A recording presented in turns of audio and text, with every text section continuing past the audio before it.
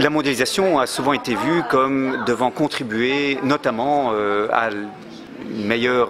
utilisation des ressources dans le monde et au respect des droits des travailleurs. Et le discours qu'on nous a servi, c'est de dire que la libéralisation des échanges commerciaux allait permettre une spécialisation de chaque région dans ce en quoi elle a un avantage comparatif, permettant aux ressources d'être utilisées de manière plus efficiente, permettant aussi la diffusion des technologies vers tout propre. On nous a dit aussi que la mondialisation permettrait la croissance économique et donc une amélioration des droits des travailleurs et une augmentation des salaires. En fait, cependant, la mondialisation a eu des effets pervers dont aujourd'hui on prend conscience. D'abord, cela a favorisé le dumping environnemental, des entreprises qui choisissent de produire là où elles le peuvent parce que les normes environnementales sont moins strictes ou parce que les engagements que les États ont pris dans le cadre d'accords internationaux sont moins contraignants, par exemple en matière de changement climatique, et les entreprises choisissent donc de relocaliser leur production là où les normes environnementales sont les moins contraignantes et où, par conséquent, il coûte moins cher de polluer. Et puis, les entreprises choisissent, pour les segments des chaînes mondiales d'approvisionnement qui sont les plus intenses en main-d'œuvre, elles choisissent d'investir là où les salaires sont les plus bas, là où les syndicats sont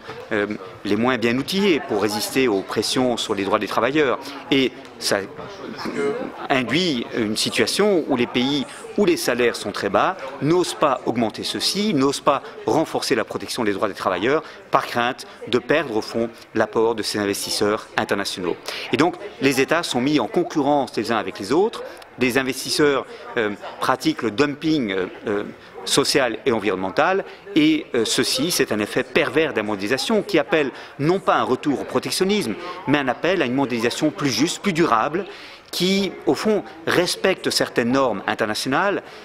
tirées des conventions de l'OIT ou des accords multilatéraux en matière d'environnement pour que la mondialisation puisse favoriser le développement durable plutôt que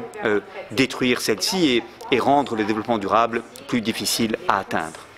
C'est d'ailleurs tout le sens du débat actuel qui est engagé sur deux plans. D'abord sur l'inscription de normes sociales et environnementales dans les politiques commerciales. Je pense tout à fait important que l'accès au marché soit subordonné au respect de normes sociales et de normes environnementales telles qu'on peut les trouver dans des accords multilatéraux qui s'imposent de toute manière à tous les pays. Et il est également très important que les entreprises qui bénéficient de la mondialisation soient soumises partout où qu'elles opèrent aux mêmes normes en matière de droit du travail, en matière de droits de l'homme. Tout le débat sur le nouveau traité sur les entreprises et les droits de l'homme, entamé depuis maintenant 3 ans au Conseil des droits de l'homme des Nations Unies, est un débat autour des droits de l'homme qu'on peut imposer aux entreprises de respecter et aux obligations des États de contrôler les entreprises sur lesquelles ils exercent leur juridiction. On va donc non pas d'une situation où le libre-échange généralisé est encouragé au protectionnisme, on va de ce libre-échange à une mondialisation plus régulée, mieux contrôlée, plus compatible avec les objectifs que la communauté internationale s'est donnés en adoptant les objectifs de développement durable à travers des outils très simples qu'il faut maintenant avoir le courage politique d'imposer.